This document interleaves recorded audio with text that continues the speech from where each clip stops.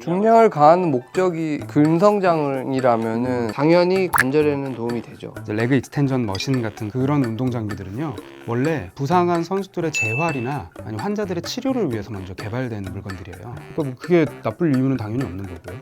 사실은 이제 스포츠보다는 헬스가 훨씬 관절에 좋은 운동이라고 저는 생각을 하거든요. 남자들끼리 모여서 조기 축구회를 한다거나 아니면 테니스를 친다거나 이런 피벗이라고 하는 이렇게 도는 움직임, 방향 전환 뭐 그런 것도 많고 무릎이 이렇게 좀 꼬이거든요. 스포츠는 방금 얘기한 것처럼 이겨야 되거나 좀 더 나가야 되거나 성적이 목표.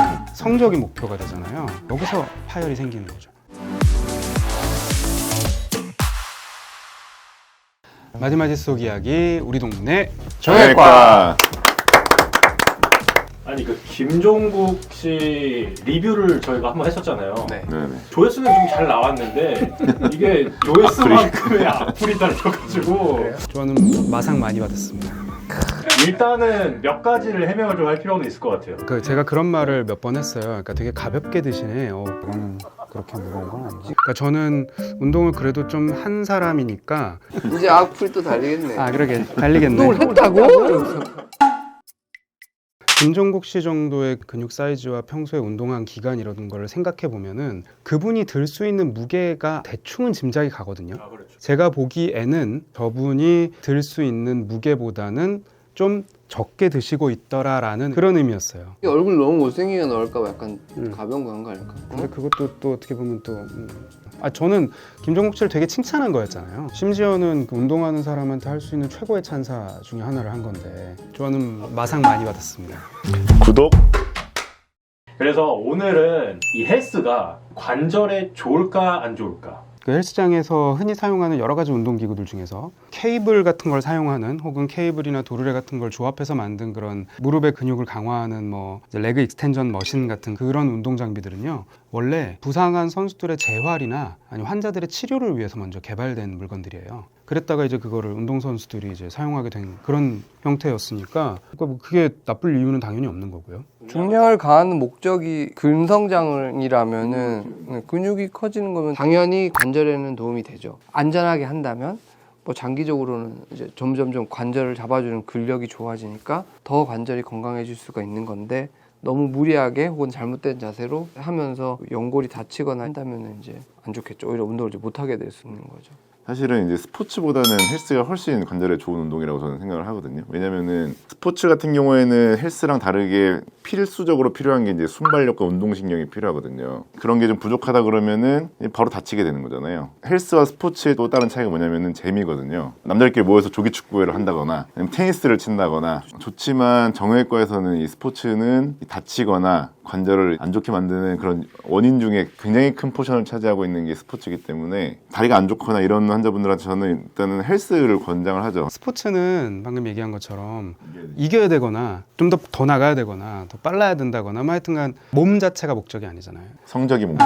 성적이 목표가 되잖아요. 그리고 스포츠 중에서도 특히 컨택트 스포츠라든지 뭐 이런 것들, 내가 아무리 잘하고 내가 메시라도 옆에서 갑자기 그냥 다리를 걷어버리거나 점프했는데 누가 쳐버리면 예측할 수 없는 어떤 상황에 항상 생길 수 있으니까 이제 당연히 더 위험한 거죠. 쉽게 말하면 이제 사람 대 사람으로 하는 운동이라서 그러지 않을까? 헬스는 혼자서 개인으로 하는 거고, 이런 피벗이라고 하는 이렇게 도는 움직임, 방향 전환 뭐 그런 것도 많고, 무릎이 이렇게 좀 꼬이거든요. 당연히 넘어질 확률, 뭐 다칠 확률이 헬스보다는 스포츠가 많겠죠. 그러니까 쉽게 스쿼트하고 조깅하고를 비교를 하자면 어떤 게 더 무릎에 안 좋냐?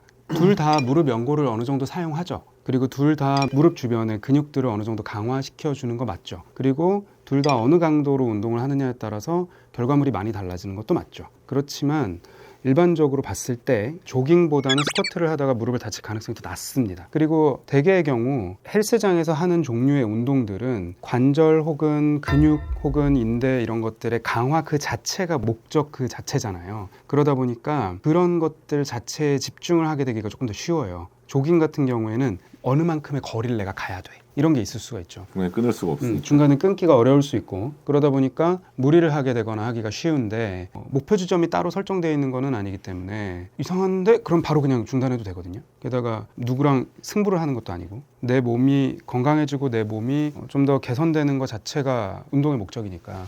좋아요. 헬스장에서 그러니까 저중량으로 하는데도 다치는 사람들은 어떤 것 때문에 다칠까요? 저랑 공원장이랑 이제 같이 운동을 하는데 아침에 왜? 난까지 커밍아웃 안 했는데 3대100은 여긴데 저는 아직 그 부분은 이제 잘못된 자세가 안 좋은 자세가 일단 첫 번째고요. 저중량이라고 해도 너무 많은 세트를 한꺼번에 하려다 보면은 그 저중량을 몸이 감당을 못해서 뭐 삐끗하게 된다거나 놓친다거나 뭐 이러면서 이제 문제가 생길 수 있거든요. 혹은 뭐 맨몸으로 그냥 신발 끈매다가도 뭐 아킬레스건 끊어질 수도 있는 거라서 중량이 작다고 안 다치는 건 아니에요. 너무 갑작스럽게 운동량을 끌어올리는 경우도 아주 흔하죠. 대표적인 경우가 이제 헬스장에 처음 가신 분들인데 헬스장에 처음 가게 되면은 특히나 이제 남자분들 같은 경우에는 기존에 원래 갖고 있던 근육이 다 활용하지 못하는 상태로 우선은 헬스장에 가게 돼요. 근데 그래서 자세를 배우고 무게를 들게 되면 제일 먼저 발달하는 거는 이 근육을 작동시키는 근신경계가 제일 먼저 발달합니다. 이거는 며칠 사이에도 딱딱딱딱 발달을 하거든요. 그러면 며칠 만에 들 수 있는 무게가 확 늘어나요. 그러면 무게가 느네 이러면서 막 무게를 막 늘리거든요. 근데 여기서 놓치는 게 근데 이 무게를 받아주는 내 관절과 내 인대와 뼈와 이런 것들이 무게에 적응하는 시간은 그거보다 훨씬 오래 걸립니다. 4주, 6주, 길게는 몇 달씩 걸리거든요. 그런데 근신경계가 무게를 받아내는 능력이 빨리 늘어났다고 해서 무게를 빨리 늘리면 이 인대나 관절 같은 것들은 그만큼 빨리 강해지지 않았으니까 여기서 파열이 생기는 거죠. 근육과 근신경계가 만드는 근력은 저만치 먼저 갔는데 아직 인대하고 관절은 여기 있어요. 그래서 내가 더 들 수 있더라도 바른 자세로 적당한 점에서 끊어주면서 천천히 무게를 점진적으로 올려나가라 라는 얘기를 많이 하는 게 그래서 그런 거죠. 알림 설정? 의사가 환자한테 담배 피지 말라 그러고 뒤돌아서 담배를 피죠. 환자들한테 이제 운동하라 그러고 이제 운동을 안 하는 의사로서 저부터 이제 헬스장을 가는 걸 목표로 삼아야 될 것 같습니다. 그래서 운동을 해라. 운동을 하실 때 오래 보시고 어떤 몸을 만들겠다 이렇게 생각하지 마시고 이걸 그냥 남은 평생 한다 생각하시면 조금 더 쉽지 않나 생각을 합니다.